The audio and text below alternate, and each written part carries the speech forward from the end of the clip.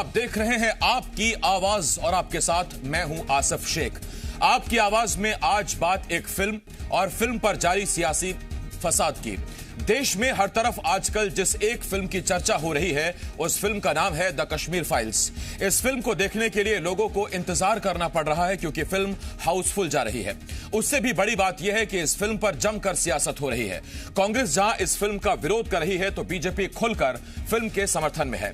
मुख्यमंत्री, मंत्री, विधायक सब फिल्म देखने जा रहे हैं। बीजेपी का मानना है कि यह फिल्म सबको देखनी चाहिए, इसलिए इस फिल्म को बीजेपी शासित राज्यों में टैक्स फ्री किया जा रहा है। तो वहीं कांग्रेस का कहना है कि यह फिल्म बीजेपी का एजेंडा चलाने और बढ़ाने के लिए ही लाई गई है। कई सवाल हैं जिनके जवाब जानने की कोशिश करेंगे। मुद्दा बड़ा है, इसीलिए आज ये डिबेट भी बड़ी है। अगले 1 घंटे आज हम इस पर चर्चा करेंगे। हमारे साथ दोनों प्रदेशों से खास और बड़ा पैनल जुड़ेगा, लेकिन सबसे पहले आइए एक रिपोर्ट देखते हैं।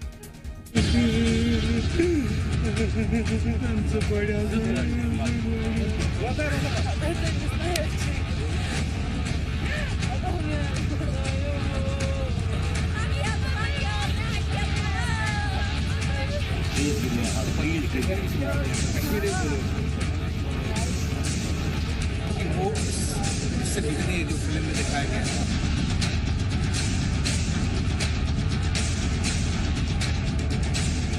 साल 1990 ये वो साल था जब हिंदुस्तान की जन्नत कहे जाने वाला कश्मीर जल रहा था। आतंकी और कट्टर अलगाववादी कश्मीर को एक अलग इस्लामिक देश बनाने पर तुले हुए थे और इसके लिए उन्होंने वहां सदियों से रहते आ रहे कश्मीरी पंडितों पर जुल्मों की इंतहा कर दी।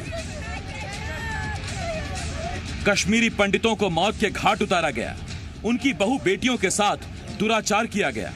नतीजा, इस जुल्मों सितम से बचने के लिए कश्मीरियों को अपनी मिट्टी छोड़नी पड़ी।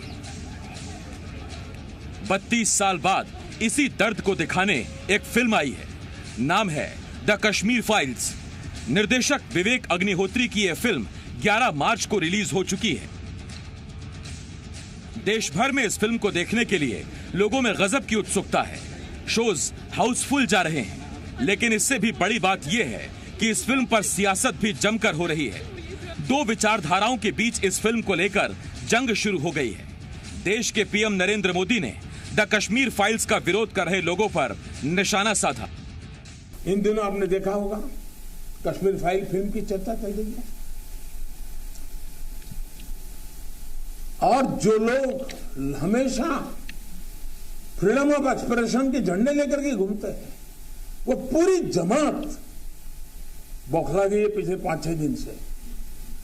और ये फिल्म का तथ्यों के आधार पर, आर्ट के आधार पर उसकी विवेचना करने के बजाय उसको डिस्क्रेडिट करने के लिए बड़ा मुहिम चला है। आपने देखा होगा एक पूरी इकोसिस्टम, कोई सत्य उजागर करने का साहस करे, उसको जो सत्य लगा उसने प्रस्तुत करने की कोशिश की, लेकिन उस सत्य को न समझने की तैयारी, न स्वीकारने की तैयारी है, न ही दुनिया इसको देखे इसके लिए उनकी मंजूरी है। जिस प्रकार का षड्यंत्र पिछले 5-6 दिन से चल रहा है। मेरा विषय कोई फिल्म नहीं है, मेरा विषय है कि जो सत्य है उसको सही स्वरूप में देश के सामने लाना देश की भलाई के लिए होता है। उसके कई पहलू हो सकते हैं। किसी को एक चीज नजर आती है, किसी को दूसरी नजर आएगी। जिनको लगता है कि ये फिल्म ठीक नहीं हो अपनी दूसरी फिल्म बनाए, कौन मना करता है। लेकिन उनको हैरानी हो रही है कि जिस सत्य को इतने सालों तक दबा करके रखा उसको तथ्यों के आधार पर जब बाहर लाया जा रहा है और कोई मेहनत करके ला रहा है तो उसको पूरी इकोसिस्टम लग गई है, पूरी इकोसिस्टम लग गई है। और ऐसे समय जो सत्य के लिए जीने वाले लोग हैं उन्होंने सत्य के खातिर खड़े होना उनकी जिम्मेवारी होती है और ये जिम्मेवारी मैं आशा करूंगा सब लोग निभाएंगे। दरअसल जब से पर्दे पर यह फिल्म आई है कांग्रेस इसे दिखाए जाने का विरोध कर रही है। यही वजह है कि खुद पीएम ने कांग्रेस को निशाने पर लिया। इतना ही नहीं, पीएम ने यह भी कहा कि इमरजेंसी पर भी कोई फिल्म नहीं बनाई गई। खास बात यह है कि बीजेपी शासित राज्यों में इस फिल्म को टैक्स फ्री कर पार्टी अपना समर्थन दे रही है। एमपी में भी सरकार और बीजेपी के नेता कांग्रेस पर हमलावर हैं, तो वहीं कांग्रेस इसे बीजेपी की रणनीति और सियासत बता रही है। हाँ बिल्कुल, दिग्विजय सिंह जी को तो जरूर देखना चाहिए, कमलनाथ जी और कांग्रेसियों को भी देखना चाहिए और फिर सत्य बोलना चाहिए। अभी तक इनने 60 साल तक सिर्फ तुष्टीकरण की नीति अपनाई। तिरंगा झंडा नहीं फहरा सकते थे। तिरंगा झंडा फहराने के लिए भी वो पाकिस्तान के झंडे फहरते थे कांग्रेस के राज में, और अब वहाँ भारत माता की जयकारा हो रहा है। ये है सत्ता परिवर्तन से व्यवस्था परिवर्तन। इसलिए हम कहते हैं हम राष्ट्रवादी है, और इन्होंने सिर्फ एक परिवार के लिए और सत्ता प्राप्त करने के लिए देश को इतने साल तक गुमराह किया और देश को बर्बाद किया।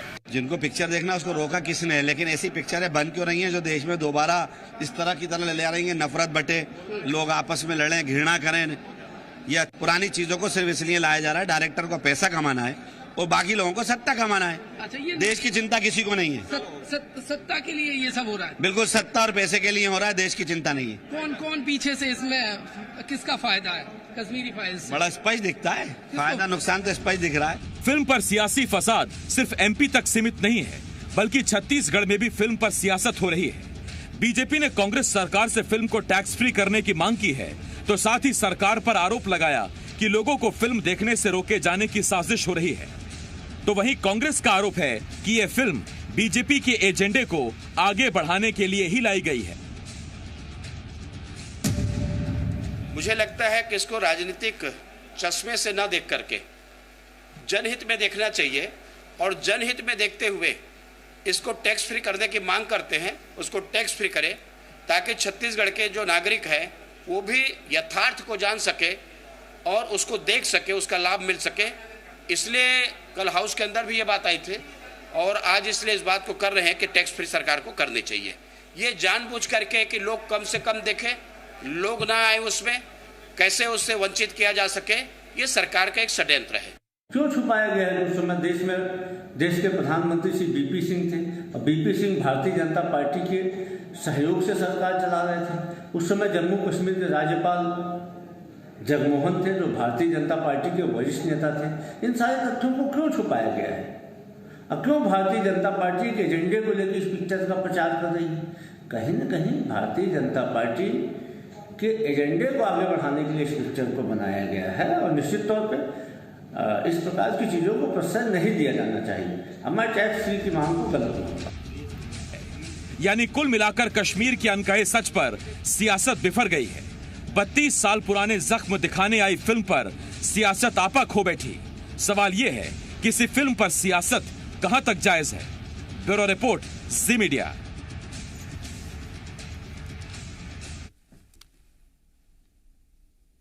एक फिल्म है, फिल्म पर सियासी बवाल है, कश्मीरी पंडितों का सवाल है, और सवाल सीधा यह है कि आखिर कश्मीरी पंडितों पर हुए जुल्मों का गुनहगार कौन था? अब तक ये दर्द दबाया छिपाया क्यों गया? और अब अगर ये तस्वीरें दिखाई जा रही हैं तो इसका विरोध क्यों किया जा रहा है? या दरअसल इन तस्वीरों को इस वक्त दिखाया जाना भी अपने आप में कोई एजेंडा है, रणनीति? ऐसे बहुत सारे सवाल हैं जिनके हम जवाब जानने की कोशिश करेंगे। हमारे साथ बीजेपी की तरफ से रायपुर से अमित चिमनानी जी, कांग्रेस की तरफ से रायपुर से ही नितिन भंसाली जी हमें ज्वाइन कर रहे हैं। इसके साथ साथ बीजेपी के विधायक मध्य प्रदेश सिरोंज से उमाकांत शर्मा जी हमारे साथ जुड़ रहे हैं, और साथ ही साथ राजा बुंदेला जी अभिनेता हैं, हमें ज्वाइन कर रहे हैं। राजा बुंदेला जी हैं, और उसके साथ साथ डॉक्टर रमेश रैना साहब हैं, अध्यक्ष हैं ऑल इंडिया कश्मीरी समाज से, कश्मीरी पंडित हैं। मैं आप सभी का बहुत बहुत स्वागत करता हूं। सबसे पहला सवाल, जिन पर यह फिल्म बनाई गई है, जिनके जख्मों पर यह फिल्म बनाई गई है, जरा उनसे एक सवाल ले लूं। डॉक्टर रमेश रैना साहब, आपके पास आ रहा हूं। रमेश जी, पहले डॉक्यूमेंट्रीज जरूर बनी है, लेकिन इस स्तर पर फिल्म पहली बार आई है।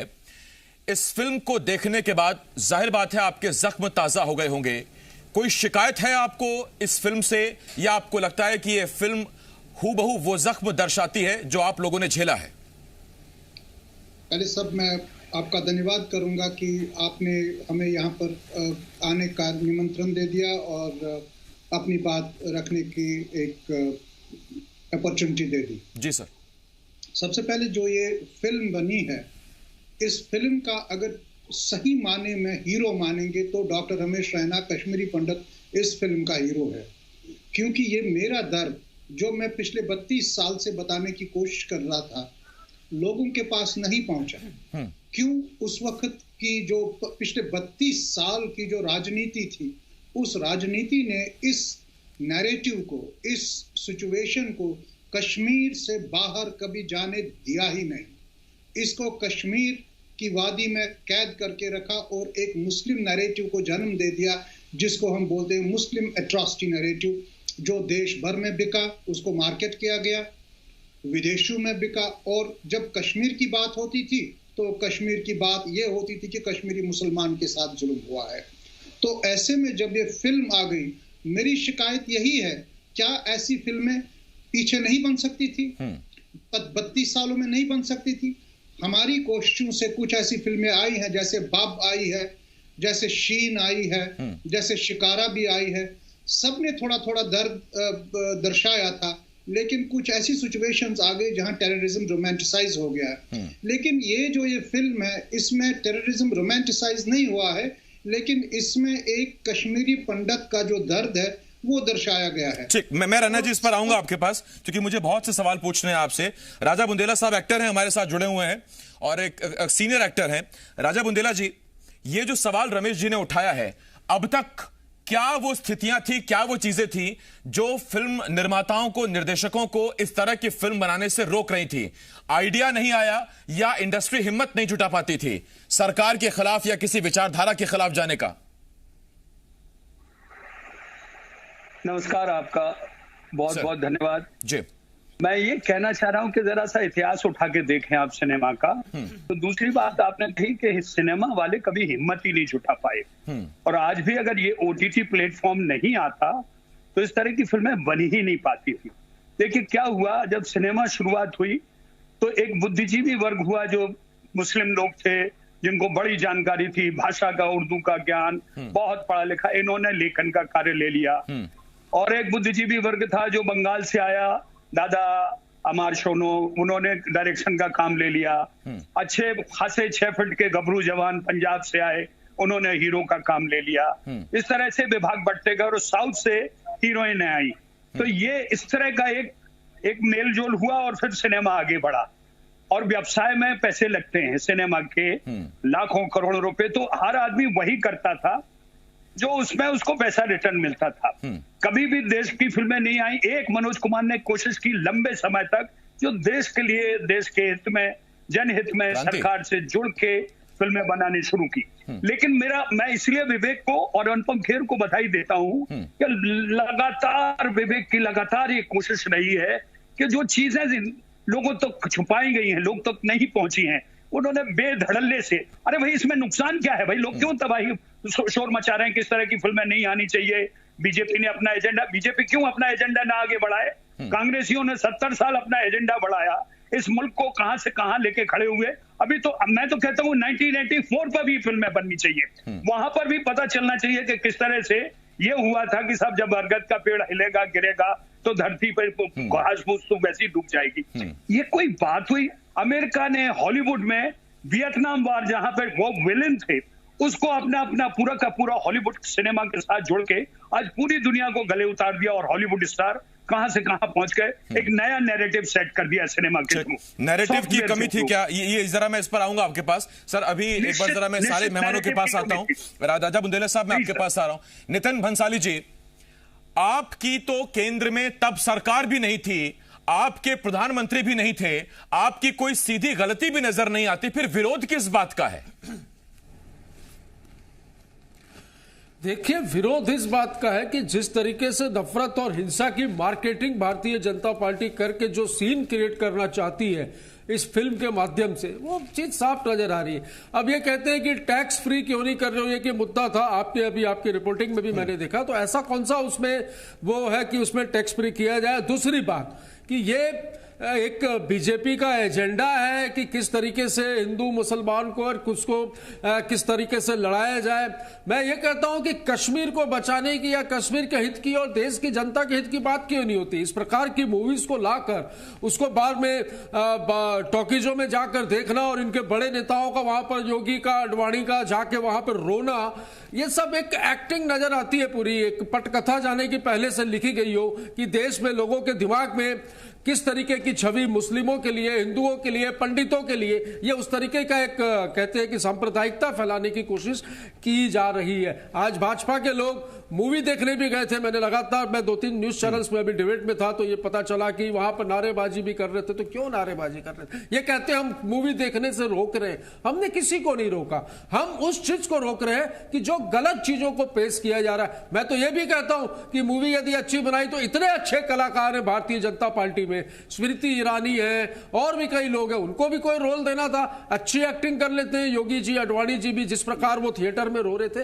तो देखिए इस प्रकार की जो राजनीति है ये सब बहुत अच्छे तरीके से समझते हैं। तो क्या ये फिल्म सांप्रदायिकता को बढ़ावा देगी? नितिन भंसाली साहब ने जो बात कही है, भंसाली साहब मैं लौट रहा हूं आपके पास। रविंद्र तोमर जी हमारे साथ जुड़ रहे हैं, दिल्ली से कांग्रेस के विधायक हैं। रविंद्र तोमर जी, 11 मार्च को फिल्म रिलीज हुई, आज है 15 मार्च। क्या इन 4 दिनों में आपकी नजर में मध्य प्रदेश या देश में कहीं भी आपको सांप्रदायिक दंगे की कोई खबर मिली? आपको कहीं मालूम चला कि बहुसंख्यक वर्ग ने अल्पसंख्यक वर्ग पे हमला किया है या अल्पसंख्यक वर्ग ने बहुसंख्यक वर्ग पे हमला किया है? कोई इस तरह की खबर मिली क्या आपको?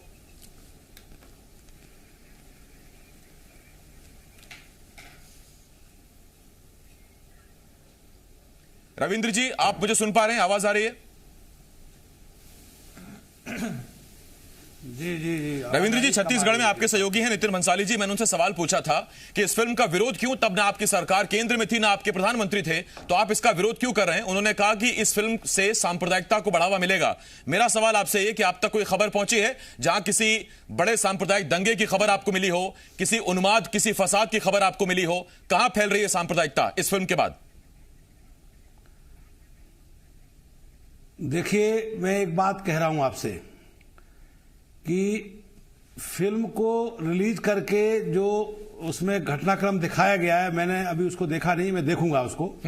लेकिन मैं इतना जानता हूं कि इस देश में आवश्यकता क्या है। उस समय जब ये घटना 1990 में हुई कश्मीरी पंडितों के साथ, ये बड़ा दुर्भाग्यपूर्ण घटना है और ऐसा नहीं होना, मानवता के लिए कलंक साबित हुई वो। लेकिन उस समय आदरणीय विश्वनाथ प्रताप सिंह जी की सरकार थी और भारतीय जनता पार्टी के समर्थन की सरकार थी। तो उस समय भारतीय जनता पार्टी इतनी संवेदनशील पार्टी है, तो मैं इसलिए कह रहा हूं कि ये उन्माद पैदा करना ये अच्छी बात नहीं है। मेरा कहना यह है कि आप देश के हित में काम कर रहे, जनहित में काम कर रहे, तो आपको हर जगह संवेदना रखनी चाहिए।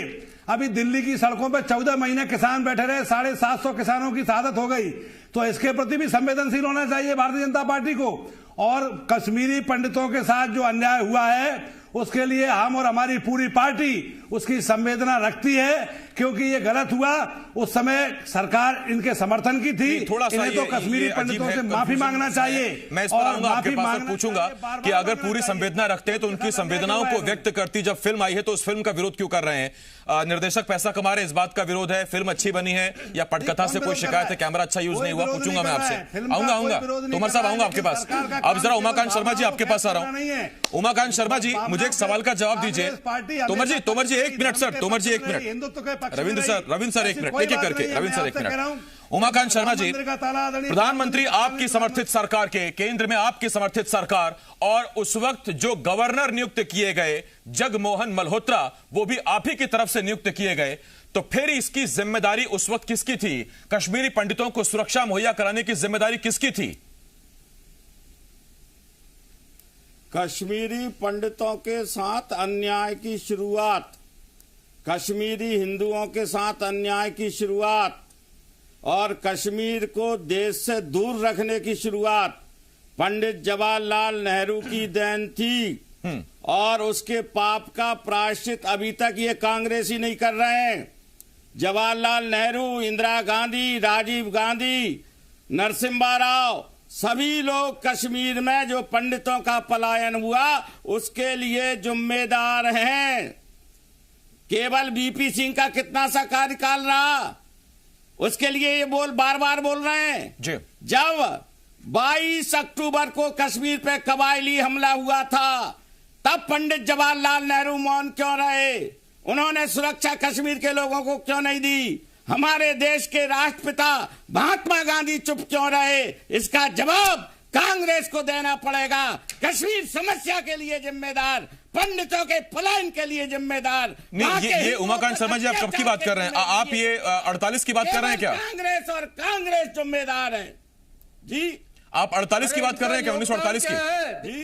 में ये भी पूछ लीजिए। 48 से लेके 47 से लेके 48 से लेके आज तक की बात इन्होंने क्या किया देश के लिए? अच्छा ठीक, मैं आता हूं आपके पास। अरे नितिन जी एक मिनट, नितिन जी एक मिनट, एक मिनट, एक मिनट, नितिन जी एक मिनट, एक मिनट, उमाकांत जी आप भी रुकिए। अमित चिमनानी साहब हैं बीजेपी की तरफ से, रायपुर से हमारे साथ जुड़े हुए हैं, उनसे पूछ लेता हूं जरा एक सवाल। अरे रविंद्र जी अभी आऊंगा आपके पास। अमित चिमनानी साहब, आप कह रहे हैं इस फिल्म को टैक्स फ्री करिए, ठीक है, फिल्म को समर्थन देने का एक ये तरीका हो सकता है, लेकिन क्या राज्य सरकारें नहीं तय करेंगी कि किस फिल्म को टैक्स फ्री करना है या नहीं, या फिर सिर्फ ये दलील है कि चूंकि बीजेपी शासित राज्यों ने टैक्स फ्री कर दिया तो आप भी टैक्स फ्री करिए? देखिए आसिफ जी, ये पहली बार मांग नहीं की गई है किसी भी पिक्चर को टैक्स फ्री करने की। इससे पहले भी कई ऐतिहासिक और जनता को पसंद आने वाली पिक्चरों को, जिसको जनता ने चाहा है कि वो देखें, हर बार उसको देखे, गरीब से गरीब तबके का आदमी देखे, इसके लिए टैक्स फ्री करी गई है। ये बहुत बड़ा इशू नहीं है, जिन राज्यों में किया गया है उनका अधिकार था करना। हम यहाँ विपक्ष में है, मांगना आसिफ जी हमारा अधिकार है। और मैं कश्मीर फाइल्स पिक्चर पे बात करना चाहता था, लेकिन कांग्रेस के नेताओं ने मुंह में उंगली डाली है तो कुछ बताने पर मजबूर हो गया हूं। ये बार बार कह रहे हैं कि वीपी सिंह की सरकार थी। अब कांग्रेस का इतिहास रहा है कि वो काम भी ऐसे करेगी जिससे उनका बेड़ा गर्क हो, और सवाल भी ऐसे उठाएगी जिसमें वो खुद फंसे। अब मुझे समय दीजिएगा प्लीज। 1980 से लेकर के कश्मीरी पंडितों पर जुल्म ज्यादा बढ़ा है, यह ऐतिहासिक तथ्य है। 80 से 84 तक प्रधानमंत्री कौन? इंदिरा गांधी जी। 84 से 2 दिसंबर 89 तक प्रधानमंत्री कौन? राजीव गांधी। 19 जनवरी 1990 तक मुख्यमंत्री कौन? फारूक अब्दुल्ला, जो कांग्रेस के समर्थित मुख्यमंत्री थे। जिस दिन को कश्मीर में एक बहुत ही आतंक का दिन माना जाता है, उसी दिन जगमोहन जी ने गवर्नर का पदभार संभाला था, और वीपी सिंह जी ने राजीव गांधी जी के बाद जिम्मा संभाला। मैं बात कर लूं जरा, बीच में कौन बोल रहा है मुझे नहीं पता। नहीं, आप बोलिए चिमनानी साहब। तोमर साहब आ रहा हूं आपके पास, एक मिनट। रविंद्र तोमर जी एक मिनट, एक एक करके आता हूं। हाँ आप बोलिए चिमनानी साहब, फिर आप कंप्लीट करिए, फिर मैं जाऊंगा। और उसके अलावा आसिफ जी, उसके अलावा राजीव गांधी जी के प्रधानमंत्री रहते, फारूक अब्दुल्ला जी के मुख्यमंत्री रहते, प्रमुख कश्मीरी पंडितों की हत्याएं हुई। 1989 में पंडित टीकालाल टपलू, जो भाजपा के नेता थे, राजीव गांधी के प्रधानमंत्री रहते, फारूक अब्दुल्ला के मुख्यमंत्री रहते, उनकी हत्या हुई। पंडित नीलकनाथ गंजू जी की हत्या अक्टूबर 1989 में हुई। प्रेमनाथ भट्ट, जो मशहूर वकील और पत्रकार थे, उनकी हत्या इन्हीं के कार्यकाल में हुई। AK-47 लेकर के कश्मीर में लोग घूमा करते थे जब राजीव गांधी जी प्रधानमंत्री थे। वीपी सिंह जी तो जब प्रधानमंत्री बने तब तक सब चीजें हो चुकी थी। अब ये बात पे हम नहीं आना चाहते। ये रह गया था कि कत्लेआम रह गया था, जीनोसाइड रह गया था। नितिन जी, ये देश के लिए जरूरी है। अभी तो चर्चा शुरू हुई है सर, मैं लौट रहा हूं आपके पास। एक छोटे से ब्रेक के लिए यहां रुकना होगा, लेकिन इस ब्रेक के बाद जब लौटूंगा तो सियासी दावों की पड़ताल करेंगे खुद उस शख्स से जो कश्मीरी पंडित हैं, जिन्होंने कश्मीरी पंडितों की आवाज उठाई है। किस पार्टी ने उनके लिए क्या किया, कितना किया और कहां किया, ये जरा मैं उनसे पूछूंगा। शायद दावों की हकीकत सच सामने आ जाए। एक छोटा सा ब्रेक है, बहुत जल्द लौट रहे हैं। चूंकि चर्चा आज बड़ी है, हम अगले आधे घंटे भी इसी पर बात करेंगे। बहुत जल्द लौट रहा हूं।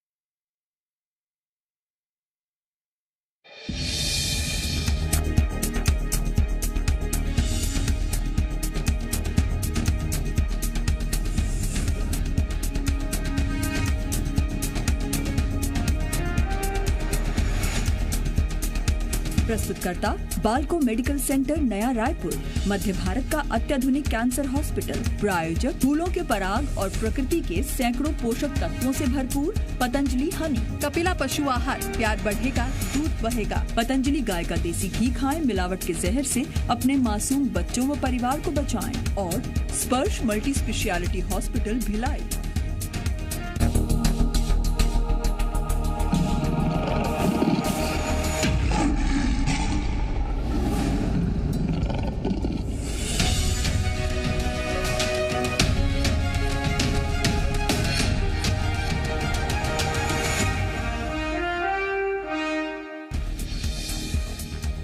एमपी के कृषि मंत्री ने दिग्विजय और कमलनाथ को दी कश्मीर फाइल्स देखने की नसीहत। कमल पटेल बोले सच्चाई करें स्वीकार। कांग्रेस विधायक लक्ष्मण सिंह ने फिल्म देखने की कही बात।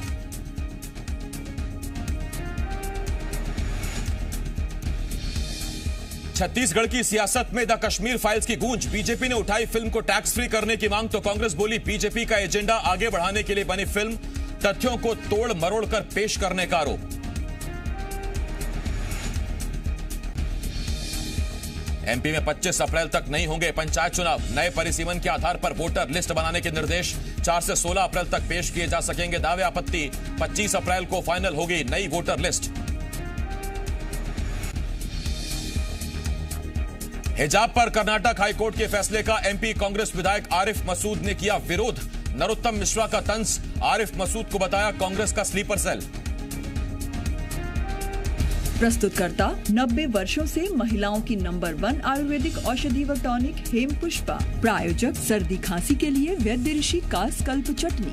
011-2554-2554।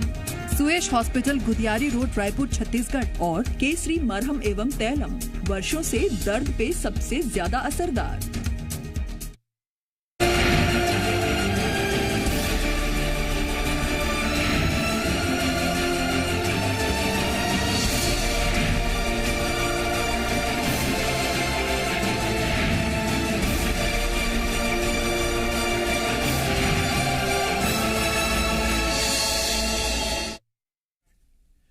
ब्रेक के बाद हाजिर, आप देख रहे हैं आपकी आवाज और आपकी आवाज में आज मुद्दा बहुत बड़ा है। आज मुद्दा एक फिल्म से जुड़ा है। फिल्म का नाम है द कश्मीर फाइल्स और यह फिल्म घाटी में हुए लोगों के साथ, कश्मीरी पंडितों के साथ जुल्मो सितम की कहानी बयां करती है। फिल्म 11 मार्च को रिलीज हो चुकी है, लेकिन सियासत इस पर अभी भी जारी है और एक विचारधारा कांग्रेस जो इसका विरोध कर रही है फिल्म का, उसको लगता है कि इस फिल्म के जरिए से समाज में सांप्रदायिकता बढ़ेगी, देश में सांप्रदायिकता बढ़ने का खतरा है। तो बीजेपी इस फिल्म को फुल सपोर्ट कर रही है। बीजेपी शासित राज्यों में इसे टैक्स फ्री किया गया है और उसकी वजह यह है, बीजेपी का कहना है कि ऐसी फिल्में बनती रहनी चाहिए। प्रधानमंत्री तक इस पर टिप्पणी कर चुके हैं। हमारे साथ एक बड़ा पैनल जुड़ रहा है। हमारे साथ डॉक्टर रैना साहब हैं, डॉक्टर रमेश रैना है, इसके साथ साथ राजा बुंदेला साहब हैं, सीनियर एक्टर हैं। कांग्रेस की तरफ से मध्य प्रदेश से रविंद्र तोमर साहब, रायपुर से नितिन मंसाली साहब और बीजेपी की तरफ से मध्य प्रदेश से उमाकांत शर्मा जी और रायपुर से हमारे साथ अमित चिन्नानी साहब जुड़े हुए हैं। एक बड़ा पैनल हमारे साथ जुड़ा हुआ है। मैंने जैसे कहा था कि ब्रेक पर जाने से पहले एक सवाल मैंने कहा था कि दावे बहुत से हैं, लेकिन उन दावों की पड़ताल करने के लिए हमारे साथ डॉक्टर रैना हैं। डॉक्टर रैना, कश्मीरी पंडित अपने लिए इंसाफ मांगते रहे। सियासत में दावे दोनों तरफ से हैं कि हमने कश्मीरी पंडितों के लिए किया, हमने उनकी बेहतरी के लिए किया, उनकी रिहेबिलिटेशन के लिए किया। किसने आपका साथ दिया, किसने आपके लिए क्या किया? सबसे पहले मैं यहाँ पर जो हमारे प्रवक्ता बैठे हैं, राजनीतिक बैठे हैं, मैं उनको एक बात बताना चाहूंगा जी कि जब हिंदू के साथ एक्सेसेस होते हैं तो एक कम्युनल एजेंडा आ जाता है और जिसको ये बताते हैं कि ये सांप्रदायिकता पे एक दब्बा है, इससे जो सांप्रदायिकता हमारी है, सेक्युलरिज्म हमारा है, उस पर असर पड़ जाएगा। लेकिन मैं एक छोटा सा सवाल करना चाहूंगा, उस वक्त ये सेक्युलर पार्टीज कहां थी? उस वक्त ये सेक्युलरिज्म कंट्री का क्यों खामोश था, जिस वक्त कम से कम 3 लाख कश्मीरी पंडित पलायन करके गए on the intervening night of 19th and 20th जनवरी 1990। इन 32 सालों में किसी ने सिर्फ बयानबाजी कर दी है, एक स्टेटमेंट्स, पॉलिटिकल स्टेटमेंट्स दे दिया है कि भाई कश्मीरी पंडितों के साथ ज्यादती हो गई है, और उसके बाद there is a difference between preaching and practising. सिर्फ ये पॉलिटिकल स्टेटमेंट्स तक ही महदूद रहा और नीचे डाउन द लाइन इसका एक्शन नहीं हुआ, और नतीजा ये हुआ कि जो कश्मीर का इस्लामीकरण बड़ी रैपिडली हो रहा है। Kashmir is heading towards Islamisation, और आपको याद होना चाहिए हमारी एक सेक्युलर कंट्री है, हमारा एक प्लूरलिस्टिक कल्चर है, एक मिली जुली तहजीब है हमारे भारत में, और इस भारत में एक छोटा सा नहीं, इसमें एक मैं सवाल आपसे पूछता हूं, क्या आज भी आपको लग रहा है कि ऐसा हो रहा है या अब इन चीजों पर रोक लगी है, खासतौर पर 2014 के बाद से? मेरा सवाल आप समझ गए होंगे। देखिए, 2014 से कुछ चीजें तो हो गई है, कुछ चीजें तो हो गई है जिनको हम हमें तस्लीम करना है। सबसे पहले जो आर्टिकल 370 हमारे पॉलिटिकल सिस्टम का एक डोमिनेंट डिस्कोर्स बन गया था, एक डोमिनेंट नैरेटिव बन गया था, वहां पर इलेक्शंस होते थे आर्टिकल 370 को लेके, आर्टिकल 35 को लेके, और आज की डेट में जब 5 अगस्त 2019 में जो कश्मीर की पॉलिसी गवर्नमेंट ऑफ इंडिया ने बिल्कुल बयान कर ली और इसको कश्मीर को एसिमिलेट कर दिया within the broad mainstream of Indian constitution, ये बहुत ही अच्छा हुआ। और ठीक सर, मैं आपके पास आता हूं डॉक्टर रैना। 2 निशान 2 झंडे इनको खत्म किया गया, एक झंडा होगा, एक निशान होगा, भारत का झंडा तिरंगा वहां फहराएगा, ये दावा इस सरकार की तरफ से किया गया। और 370 उस पर अगर मैं डिबेट करने जाऊंगा तो मुझे और बहुत सारा वक्त उसके लिए चाहिए होगा। राजा बुंदेला साहब कहते हैं समाज का आईना है फिल्म वो दिखाती है जो समाज में हो रहा होता है, कुरीतियां दूर करती है। क्या क्योंकि जो लोग इन चीजों को जानते हैं, एक बहुत ऐसी पीढ़ी है जो 90 के बाद पैदा हुई जिसे नहीं मालूम कि 90 में क्या हुआ था। आपको लगता है कि इस फिल्म के बाद कम से कम इस बात पर चर्चा तो शुरू हुई? वरना लोग सिर्फ कश्मीर को बर्फ के लिए जानते थे, डल लेक के लिए जानते थे, लेकिन वहां कैसा नरसंहार हुआ था शायद ही बहुत लोगों को नहीं मालूम था, और यह फिल्म उन्हें रियलाइज कराएगी कि देश में ऐसा भी कोई नरसंहार था। देखिए, आपको अगर याद हो, देश में अगर कहीं बहुत खूबसूरत जगह दिखानी होती थी तो सिनेमा वाले कश्मीर ही जाते थे। सिनेमा ने कितना कश्मीर के बहाने खोया आप सोच नहीं सकते। हमको फिर स्वीडन, लंदन, दूसरी जगह स्विट्जरलैंड इधर जाना पड़ा। और ये जो जहां तक इस फिल्म की बात है, आज नहीं कल इस तरह की फिल्में बनने वाली हैं। इस मुल्क का नौजवान अब जाग चुका है, पढ़ा लिखा है। कांग्रेस जो बिल्कुल कबूतर की तरह आंख बंद करके बैठी है, क्या हासिल हुआ इनका उत्तर प्रदेश में? अभी 403 में कितनी सीटें आई हैं? ये जो बार बार कह रहे हैं कि एजेंडा सेट कर रही है बीजेपी, सांप्रदायिकता फैला रही है, वो कुछ नहीं कर रही है। वो मोदी 2 बार जीते और 224 में भी जीत रहे हैं, 2024 में भी जीत रहे हैं। इनको अपना एजेंडा तय करना। भाई तुम कैसे रोक सकते हो? उसने ताशकंद फाइल बनाई है, उसमें तो उसने बताया कि शास्त्री जी की हत्या किस तरह हुई है। उसने इसके पहले बीजेपी क्या इसी सरकार ने आपको सुभाष चंद्र बोस के बारे में क्या हुआ वो बताया। अगर ये वो चीजें हैं जो सच हैं और जो जनता के सामने सिनेमा के जरिए, नाटक के जरिए, काव्य के जरिए आ रही है, तो आप कैसे उसे रोकोगे? भाई इन्हीं के नेहरू जी इसी कश्मीर समस्या को यूएनओ में लेके गए, इन्हीं के नेहरू जी ने उसी चीन को जो आज हमारे लिए आफत बना बैठा है, उसको यूएनओ की मेंबरशिप ऑफर की हमें हुई थी, इन्होंने उनको दे दी। ये चीजें तुम कैसे छिपाओगे? भाई क्रिएटिविटी बढ़ रही है। आज का भारत का नौजवान पूरी दुनिया में छाया हुआ है। वो कंप्यूटर में मास्टर हो गया, वो साइंस में मास्टर हो गया, अब सिनेमा में भी वो प्रोग्रेस कर रहा है। तो ये चीजें बनेगी, इनको आप रोक नहीं सकते। इनको रोका नहीं जा सकता। मैं बुंदेला साहब लौट रहा हूं आपके पास। नितिन भंसाली जी, एक सवाल पूछना है मुझे आपसे। अगर इस फिल्म से विरोध है, इस फिल्म में दर्शाई गई चीजों से विरोध है, तो एक बहुत बड़ा वर्ग फिल्म में ऐसा भी है या था जो आपकी विचारधारा से प्रेरित था, जिसे बीजेपी अपनी भाषा में अवार्ड वापसी गैंग कहती है। वो उस वर्ग ने, आपने आज तक देश में इतनी चीजें की, उन चीजों पर फिल्म क्यों नहीं बनाई जा सकती थी? या जिन चीजों पर आप बीजेपी पर आरोप लगाते हैं, उन चीजों पर फिल्म क्यों नहीं बनाई गई?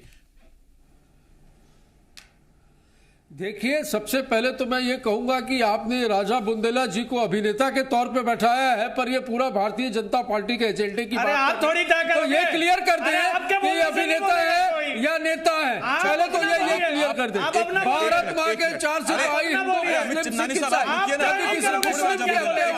तो भी हमें दुख है, तो भी हमें दुख है।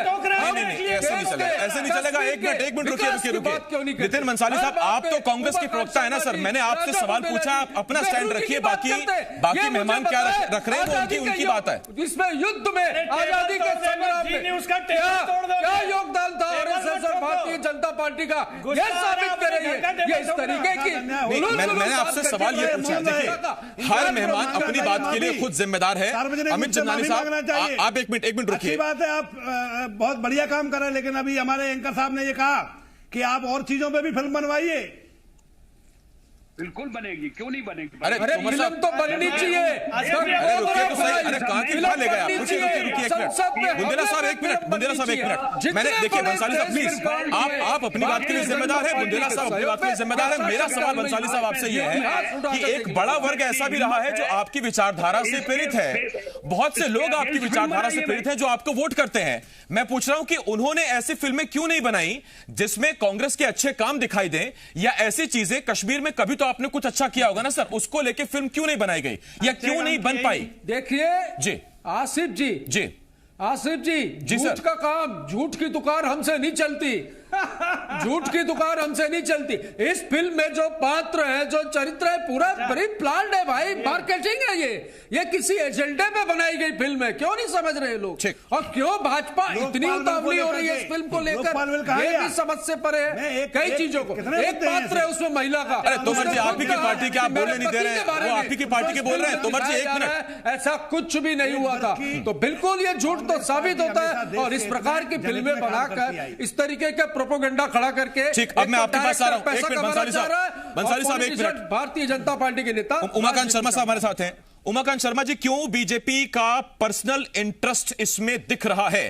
कांग्रेस सीधा आरोप लगा रही है कि बीजेपी क्यों इसमें पर्सनल इंटरेस्ट ले रही है, इस वजह से कि इत्तेफाक से या जानबूझकर या जो भी है, ये फिल्म आपके एजेंडे को आगे बढ़ा रही है और शायद ये एक संदेश देने की कोशिश है कि जो कश्मीर में हिंदुओं के साथ हुआ था वो देश के किसी अन्य हिस्से में ना हो, इसलिए बीजेपी देश में जरूरी है।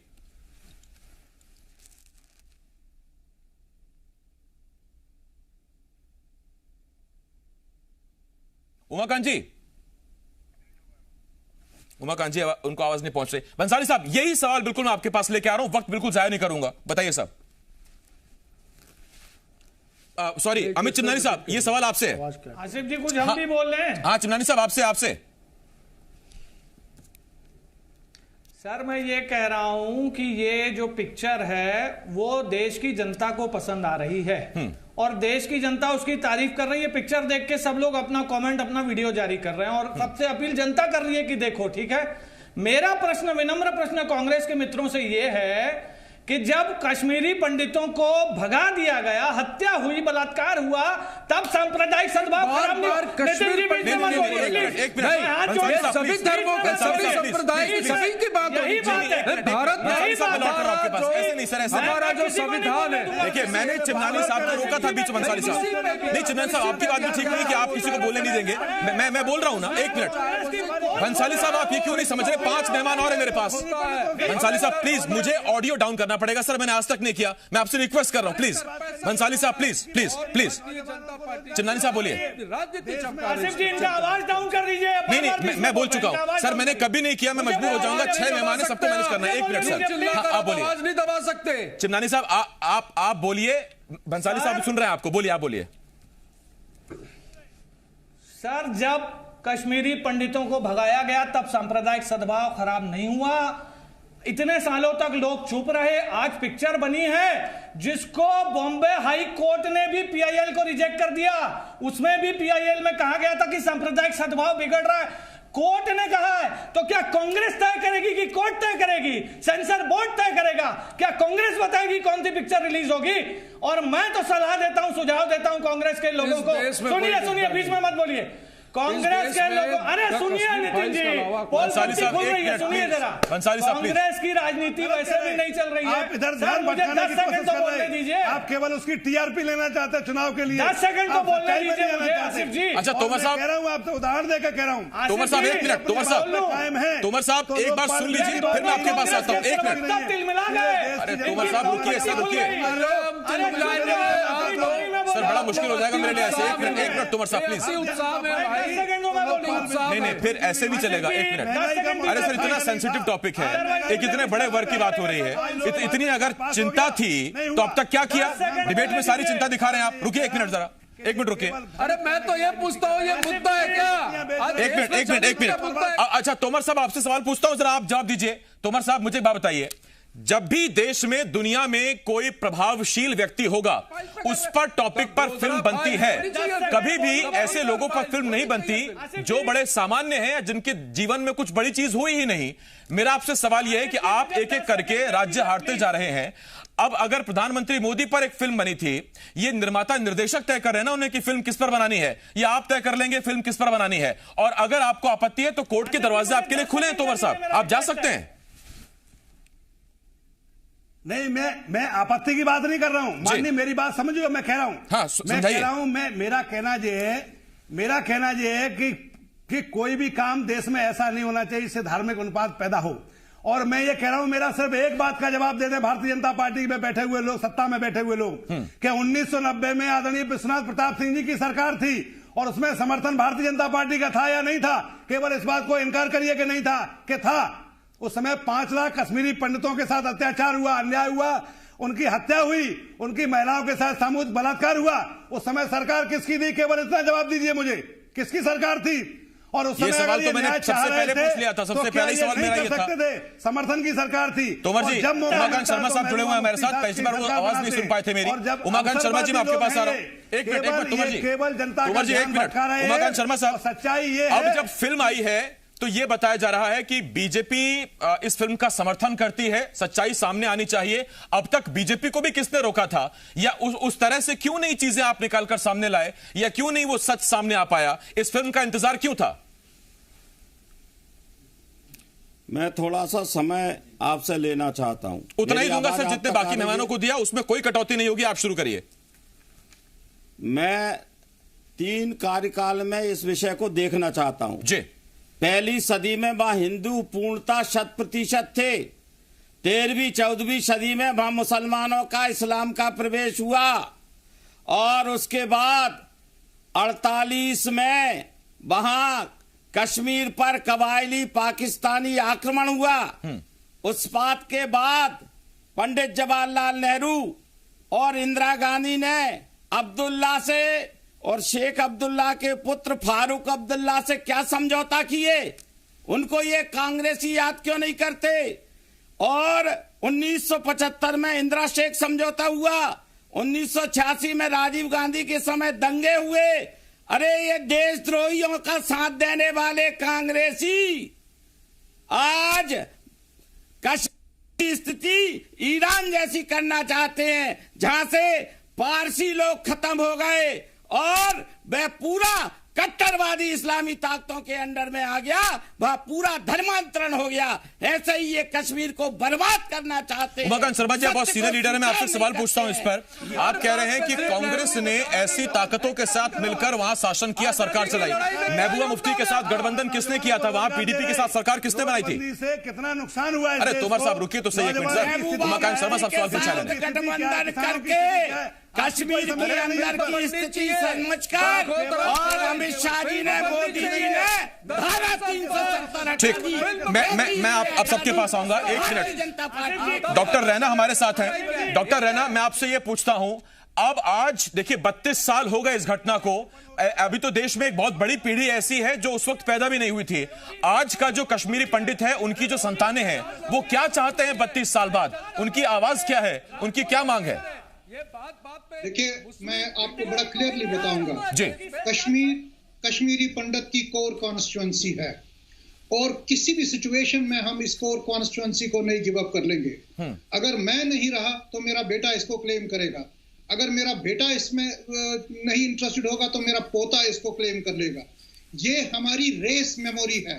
रेस मेमोरी में कश्मीर घुसा हुआ है। हालांकि जो नेक्स्ट जनरेशन यहाँ पर पैदा हुई है, उनका कोई न तो इमोशनल कनेक्ट वहां पर है क्योंकि वो पैदा भी हुए हैं यहाँ से, लेकिन हम लोगों ने उनको स्टोरियां बताई हैं, हमने उनको ओरल स्टोरी बताई है, उनके दिमाग में ये बात बिठा दी है कि हमारा वतन जो है वो कश्मीर है, हम कश्मीर को बिलोंग करते हैं। और आज की डेट में कभी भी कोई अपॉर्चुनिटी आएगी और हम उस अपॉर्चुनिटी को बिल्कुल नहीं छोड़ेंगे। हम कश्मीर वापस जाएंगे और कश्मीर में एक बार नहीं, आपको आपके घर जाने का पूरा अधिकार है, आप उसके लिए स्वतंत्र हैं। राजा बुंदेला साहब, एक छोटा सवाल मैं आपसे पूछ रहा हूं, कई बार इंडस्ट्री भी सरकार किसकी है यह देखकर प्रभावित होती है क्या, और उनके पसंद नापसंद का ख्याल रखा जाता है क्या फिल्म बनाने से पहले? उसमें अगर समाज का भी एंगल जुड़ा हो, देशभक्ति का एंगल जुड़ा हो, तो फिर तो सोने पे सुहागा।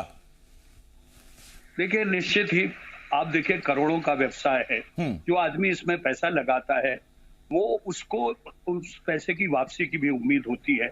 मैं अपने में पहले में भी वक्तव्य में बोल चुका हूं, अब ये रिस्क खत्म हो रहा है। अब ओटीटी का जमाना आ गया है, सस्ते समय की फिल्में बन रही हैं, सस्ती फिल्में बन रही हैं, तो अब ऐसे ऐसे टॉपिक आएंगे जो समाज में कहीं अनछुए रहे हैं, जो समाज की परिस्थितियों को हम लोग ठीक से नहीं उनको दिखा पाए, तो अब लोग इन कंटेंट को ढूंढेंगे। आप ये कांग्रेसी लोग बेकार नाराज हो रहे हैं भाई, ये तो लोग चाहेंगे कि नया कंटेंट आए, नहीं वो कान में झुमका चाल में ठुमका वाले जमाना बीत चुका है।